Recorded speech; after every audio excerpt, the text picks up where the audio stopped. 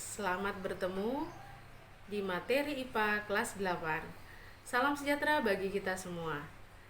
Anak-anakku sekalian, kali ini kita akan belajar mengenai sistem gerak pada manusia. Kita akan bahas di video ini. Gerakan seperti berjalan, berbicara, dan makan karena tubuh kita memiliki sistem gerak. Sistem gerak pada manusia terdiri atas tulang dan otot. Tulang sebagai alat gerak pasif, sedangkan otot sebagai alat gerak aktif karena mengalami kontraksi. Kumpulan dari seluruh tulang yang ada di seluruh tubuh kita disebut rangka. Nah, untuk lebih jelas lagi, mari kita bahas tentang rangka manusia. Rangka manusia berfungsi 1. Menegakkan dan memberi bentuk tubuh. 2. Melindungi organ dalam. 3. Tempat melekatnya otot. 4.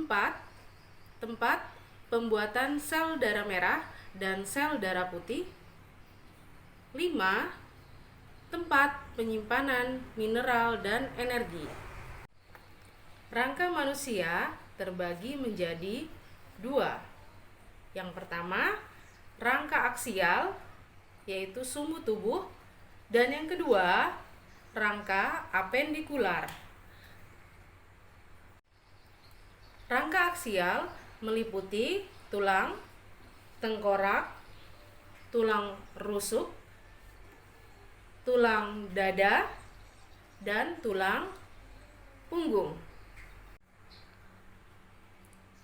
Rangka apendikular meliputi tulang gelang bahu, lengan, kaki, dan gelang panggul. Berdasarkan struktur penyusunnya, rangka manusia terdiri atas tulang-tulang pembentuk rangka, ada yang berupa tulang rawan kartilago dan tulang keras osteon.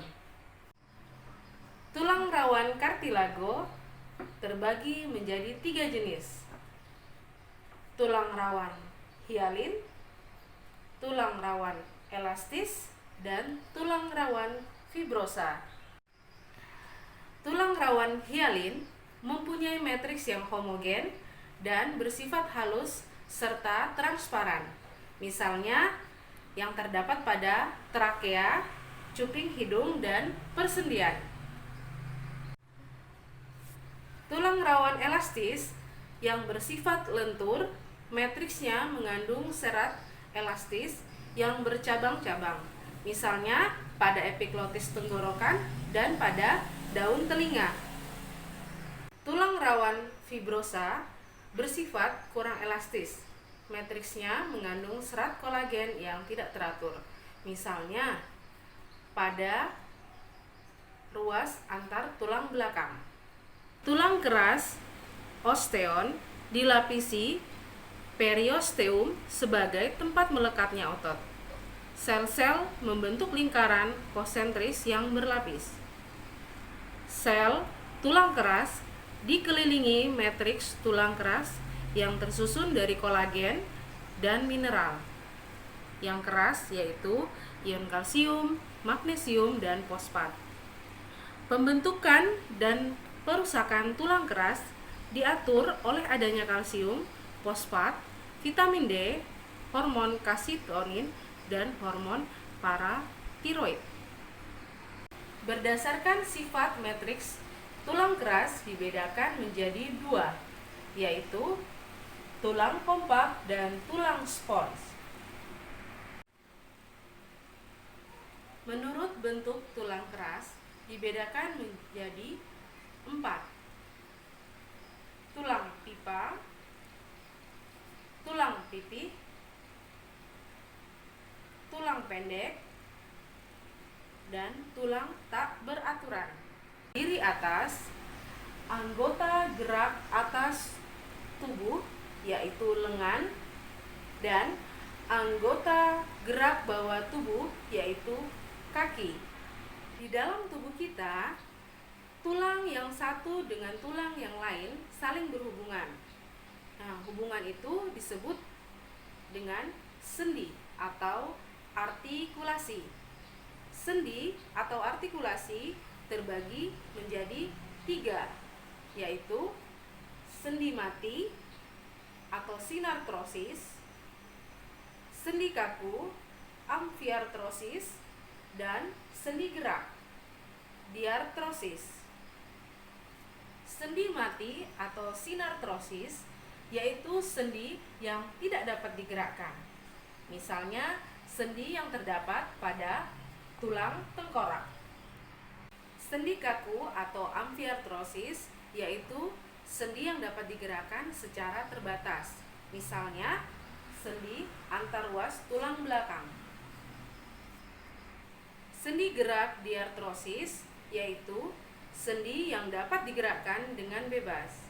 Sendi gerak dibedakan menjadi 4 macam, yaitu sendi engsel, sendi peluru, sendi putar, dan sendi pelana.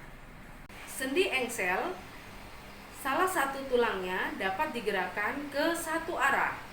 Sendi ini terdapat pada lutut, siku, dan ruas antar jari. Sendi peluru memungkinkan tulang bergerak ke segala arah. Sendi ini terdapat pada gelang bahu dengan tulang lengan serta gelang panggul dengan tulang paha. Sendi putar, ujung tulang yang satu mengitari ujung tulang yang lain sehingga memungkinkan gerak memutar. Sendi ini terdapat pada tulang atlas, ruas pertama tulang leher, dan tulang aksis, ruas kedua tulang leher, sehingga kepala dapat menengok ke kanan dan ke kiri. Sendi pelana, gerakan antar tulang seperti gerakan orang menunggang kuda. Sendi pelana terdapat pada tulang telapak tangan dan ruas jari tangan. Otot merupakan alat gerak aktif karena mengalami kontraksi. Berdasarkan bentuk dan cara kerja, otot terbagi menjadi 3, yaitu otot lurik, otot polos, dan otot jantung. Nah, untuk mudah mengingatnya, mari kita singkat menjadi L, P, G. Lurik, polos, jantung. Otot lurik. Otot lurik melekat pada rangka karena otot lurik adalah otot yang paling banyak terdapat di dalam tubuh dan bekerja secara sadar. Kedua, otot polos. Otot polos berbentuk gelondong dengan kedua ujungnya meruncing, berinti satu, bekerja secara tidak sadar atau otonom, lambat, dan tidak cepat lelah. Misalnya otot yang pada usus, lambung, hati, organ ekskresio, dan pembuluh darah. Yang ketiga, otot jantung.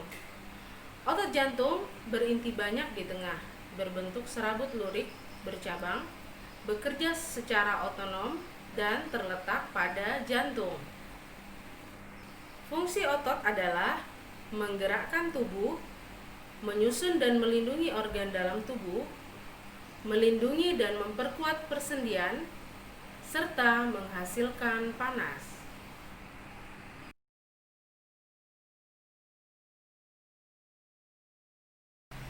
Sifat kerja otot dibedakan menjadi 2, yaitu antagonis dan sinergis. Otot antagonis, otot yang bekerja berpasangan untuk mendorong terjadinya gerakan yang sifatnya berlawanan. Contoh, otot bisep dan trisep. Otot sinergis, otot yang bekerja berpasangan untuk mendorong terjadinya gerakan yang tidak berlawanan. Contoh, pada otot bisep dan otot tulang lengan bawah. Nah, berikutnya kita akan mempelajari tentang gangguan dan kelainan pada sistem gerak. Yang pertama yaitu rickettsia. Rickettsia terjadi karena kekurangan vitamin D yang membantu penyerapan kalsium dan fosfor, sehingga proses pengerasan tulang terganggu. Rickettsia menyebabkan tulang kaki menjadi tumbuh membengkok. Contoh kaki X, kaki O. Yang kedua, kelainan adalah lordosis, kyphosis, dan scoliosis. Lordosis, kelainan dengan melengkungnya tulang belakang yang berlebihan ke arah belakang. Sedangkan kyphosis, kelainan melengkungnya tulang belakang yang berlebihan ke arah depan atau membungkuk. Scoliosis, melengkungnya tulang ke arah samping. Kelainan pada tulang yang ketiga adalah osteoporosis. Osteoporosis adalah kelainan pada sistem gerak yang terjadi pada tulang manusia, yaitu di mana kondisi tulang menjadi lunak. Fraktura atau patah tulang. Salah satu penyebab terjadinya patah tulang adalah karena tulang mengalami benturan yang keras, misalnya pada saat kecelakaan. Jenis-jenis fraktur ada 4, yaitu oblik miring, comminuta, spiral, dan majemuk. Selanjutnya, penyakit polio. Polio adalah penyakit menular yang disebabkan oleh infeksi virus yang menyerang sistem saraf pusat yang menyebabkan kerusakan pada sistem motorik. Kondisi tersebut dapat mengakibatkan kelumpuhan pada otot, baik bersifat sementara maupun permanen. Nah, setelah kita mempelajari tentang kelainan dan penyakit pada sistem gerak, sekarang kita akan mempelajari tentang upaya menjaga kesehatan sistem gerak pada manusia. Yang pertama yaitu meningkatkan kandungan kalsium dalam asupan makanan. Makanan yang mengandung kalsium diantaranya susu, kangkung, kedelai olahan, ikan salmon, kacang-kacangan, brokoli, keju. Yang kedua, berjemur pada sinar matahari pagi, karena sinarnya sangat baik untuk membantu pembentukan vitamin D yang sangat penting dalam membantu penyerapan kalsium dalam makanan. Yang ketiga, melakukan olahraga secara rutin dan tidak berlebihan. Aktivitas fisik yang cukup dan teratur. Upaya yang terakhir, menghindari kebiasaan duduk yang salah akan membantu supaya kita terhindar dari penyakit kyphosis, lordosis, dan scoliosis. Nah, itu tadi penjelasan tentang materi sistem gerak pada manusia. Mohon maaf jika ada kata-kata yang kurang berkenan dan saya ucapkan terima kasih. Baiklah, sampai berjumpa kembali di materi selanjutnya. Selamat belajar dan salam sehat bagi kita semua.